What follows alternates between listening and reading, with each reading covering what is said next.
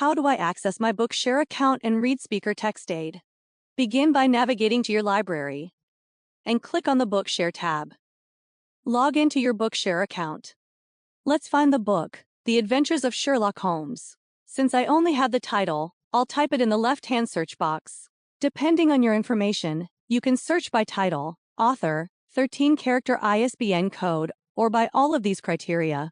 If you are searching for a textbook, the best way to do so is to search by ISBN, which will help you find the correct author and edition.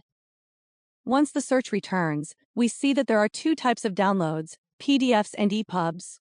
Scan down through the items to find the book, The Adventures of Sherlock Holmes. It has an EPUB download. Click on the download icon. Decide where you want to save the book, and click Save. Once the book is downloaded, we can cancel, open document, or close the pop-up window. Let's click on Open Document. Navigate to your desired reading location by opening the sidebar and clicking on the location. Let's go to the last chapter. We can now begin reading the chapter.